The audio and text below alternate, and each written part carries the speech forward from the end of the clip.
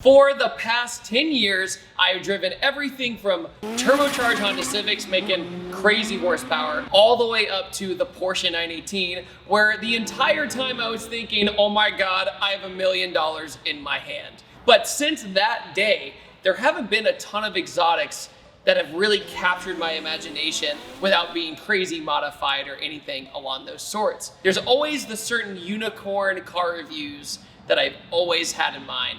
The Ford RS200, the Koenigsegg Agera RS, or any Koenigsegg at all, call me Christian. And then, of course, the brand spanking new Ford GT.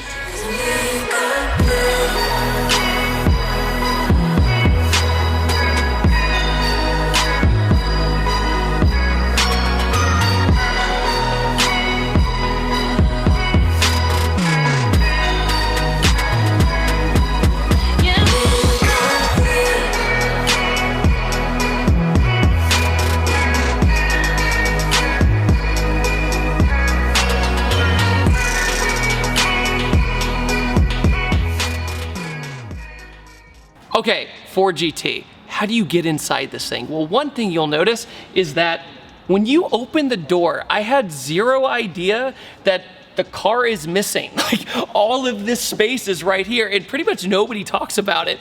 But if you look, almost all the carbon fiber is attached to the door, and this becomes one with the car, essentially. Just like a lot of supercars, you kind of do this trust fall where you just line yourself up, line your butt up, and you just kind of fall in, you tuck in. Oh, there's a Lambo going by. Because once you're in, you're in. It's not bad, but your knees are bent. So essentially, you get in, and you also notice that it's like a true bucket seat. And then it goes into more of a more modern style race seat. Something you might not think about in a Ford GT. How's the trunk space? Are you gonna go on a picnic? Are things gonna go well? Probably not. Let me show you. They give you a jump pack, some kind of first aid kit, probably some flares and stuff. It basically can fit a helmet and a few other things if you're going to the track. But yeah, I don't think that a lot of people are taking like 13-hour road trips in these things. But at the same time, the fact that they even tried to put some kind of trunk space is pretty cool, especially with the shape of the back. Like everybody talks about, the buttresses are ridiculous. You can literally see through the car all the way to the front. You can see the front fenders arching over from the back. What I really like about the buttress too is that when it flows back, not only does it go through here, it also goes through the taillight. It's not a new technique, but it's especially just unique and different when you do see a modern supercar. The way you open the door is you push this flap and you get this little click, and you only get about a second. And by the way, you get a little logo on the window. When you close the door, I want to be gentle because look, it's solid carbon, so don't be too mean to it. Then you go down, and then you have to add like just enough force to where you're nice. And then there's the little logo I was talking about. Wait for the click, bam, that's your opportunity. If you get 2 clicks, it'll go boom, boom, you can't open it anymore. How do I know? Because I did it. So what's it like driving a 2024 GT? Let's get inside and find out, and hopefully I don't get too claustrophobic.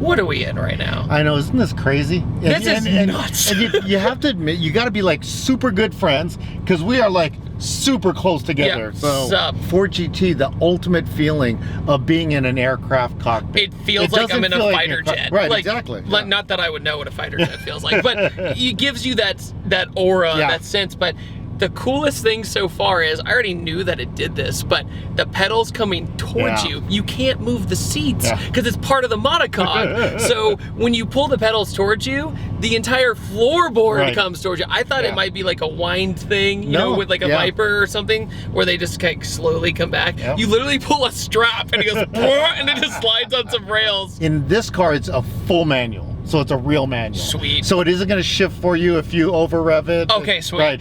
I like that personally. Okay, yeah, that's the way to do it. So I'm gonna go right over nose, I guess. We gotta hit the nose. And go ahead and hit the nose. There you go. Ooh, we popping a wheelie. Yeah.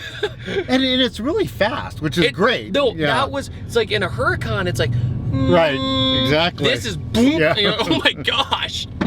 Oh, see, that was crazy. What was, in a nutshell, how complicated was the application process for this? Yeah, so you know, it was the bizarrest thing in the world. I have never said no or does not apply to more questions in my entire life. I mean, it's a crazy process of being able to get one, and it ends with you actually got to do a video. Yeah, and tell them why you're worthy of this car. I promise I'm worthy for this thing. This guy forgot to turn on his GoPro, and now he's making a scene, and everyone's like, oh my god, it's a 4GT! Before I do this, have you ridden passenger yet? No, this is the first time. Oh, great. This is the very first time I've been in the passenger seat. But to you were saying you have had faster horsepower, higher horsepower cars, but you say this 650 horsepower feels like bananas. Yeah, it does.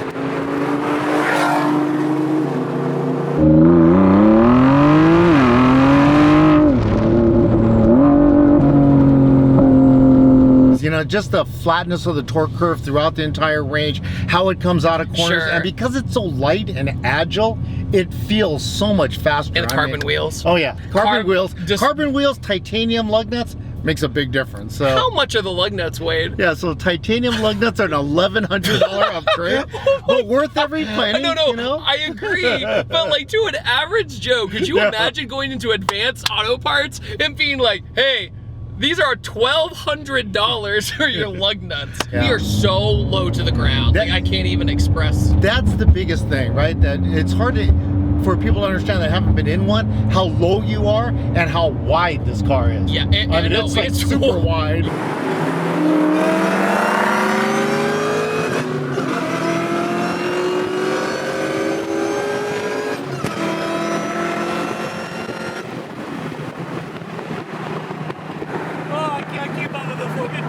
No. We got dogged so bad. We're sitting at a stop sign, right? And we were polite. And we were gonna let this Kia Soul go. And it's like, and they start screaming and they go, go. I'm like, yo, how are you just screaming at a 4GT?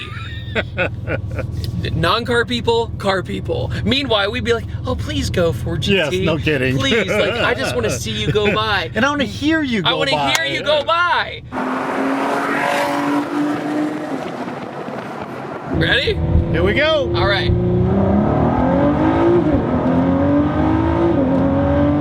Dude, this is nuts. How is that? No, so like, what's really interesting is it almost feels like it has like a boost by gear setup. Yeah. Because the first through second, you're like, okay, we're going, we're going. And then when you hit the top of third or fourth, you're like, whoa, like it starts really going. What's funny is I would say no drama, but it is dramatic. No, it is. Right? Yeah. But it's not boring no drama.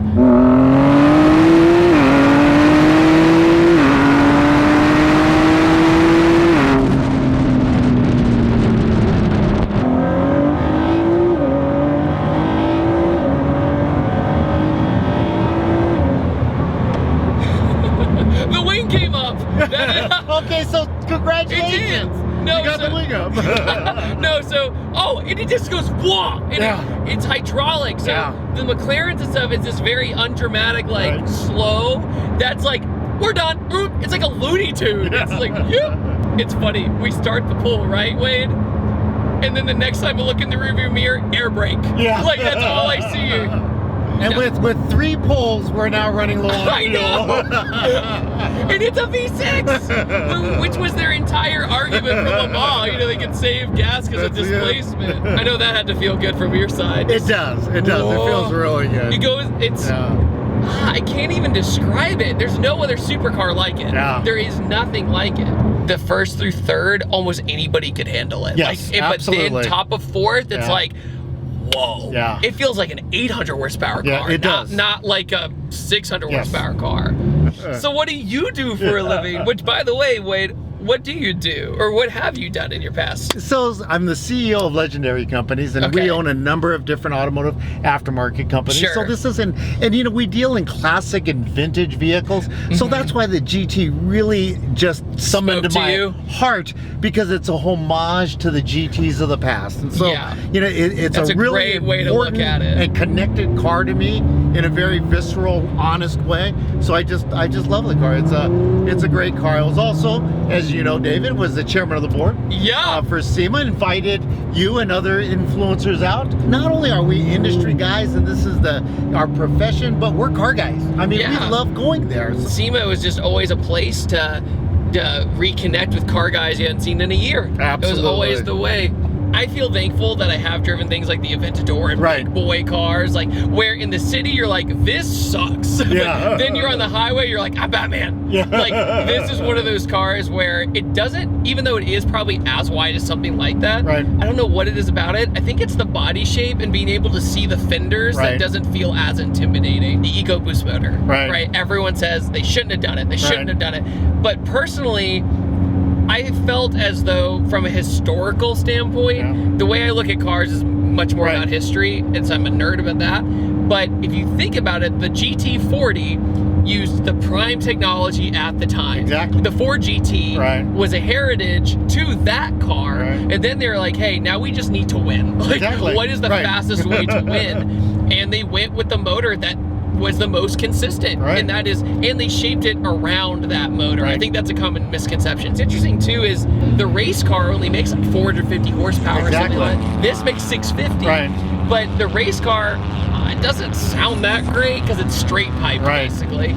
But this sounds good. No, it does. They've done a great job, and you know, from 2020 on, the Akrapovic titanium exhaust was standard on the car. So they actually started working with the engineers at Akrapovic to really develop this 2020 exhaust system, and it sounds phenomenal. You know what you're hearing now from inside of the car, as you know, because you've heard it from outside of the car. It sounds so much better outside. Oh, it does. It does. I have to ask though, does it get a little scary when you're cruising on the highway and people can't figure out what it is? Like a Caffeine Octane, huge thanks to Caffeine Octane for letting us use the studio today. But also, people would go up to it and refuse to believe that it was a Ford. They're like, are you stupid? That's not a Ford. And it's ironic, it's like, look in the mirror, dude. If you're not a huge car nerd, I can totally see how a lot of people are like, I don't know what that is. But people start drifting into their lane, they start trying to get video of it. I'm sure that's a little nerve-wracking at times, but it actually is. I mean, it's crazy how, especially here in the South, in Atlanta, Chattanooga. I mean, Atlanta's a little bit better, right? But out in Chattanooga, I mean, very few people know what it is. You don't really see very many in the wild. And that's what we found out at Caffeine and Octane. Most of the people we talked to, both of us, this is the first time they've ever seen one in person. The cars truly aren't really built in Detroit, right? So these cars are built in Canada, Multimatic. Multimatic, of course, very famous builder of race cars. They do all of Ford's race cars. But that's why, I mean, this car feels like a race car. It does. It doesn't feel like a street car. No, it's a street car with some nice stitching on it. Or sorry, a race car with some nice stitching on it. And I think a fun theory we were kind of saying when I was filming the glamour shots was, it's kind of what the RS200 kind of should have been for homologation reasons, right? They developed the Le Mans car the exact same time as this car, so they were like, oh yeah, we have to have street cars. How are we gonna do that? It's like, just throw an interior on there, no Apple CarPlay, put a dinky little screen, because the guys, whoever's driving it, they're not gonna care enough. Yeah, this has been fun, but you know, and luckily I get to do a lot of this. I kind of have that job that everybody loves. I wanted to see if you could keep your train of thought. Well, see, I can at least keep talking. But so if you'd like, hey, go to Car Guy Adventures, sorry. See, you did ruin my train of thought. If you can't even remember your Instagram name, that's really bad. So Car Guy Adventures on Instagram, Wade Kawasaki on Facebook, and would love to have you kind of join me on some cool adventures. I met him in Saudi, so that's what I mean. That's it. It's all that. The world is very small in the car world. What an incredible experience this car is. And it sounds like I'm sucking up to it, but it literally wants you to drive it. Yeah. Like sometimes when I drive like Lambos or stuff like that, I kind of feel like I'm on top of the car rather than in the car. Like I am one with the car. Yeah. Like the GT is like, I am the race car driver. Yeah. You're going to listen to me. Like, and you can turn a bunch of stuff off if you wanted to be that person. But the best part about it is when you're going fast and you see a wing go shoot, and it's like, this is a rocket. Wade, thank you so much. Hey, it has been an amazing experience. I don't know if it gets any better than this. I don't think so either. Everybody, I upload every Tuesday, Thursday, and Saturday. And I'll see you guys next time. Thank you so much. I was cheesing this whole episode. So thank you. And I'll see you guys later. Bye-bye. This video is brought to you by Patterson Car Care. Get double of premium original detail product for half the price. Head over to PattersonCarCare.com or go to the link in the description below.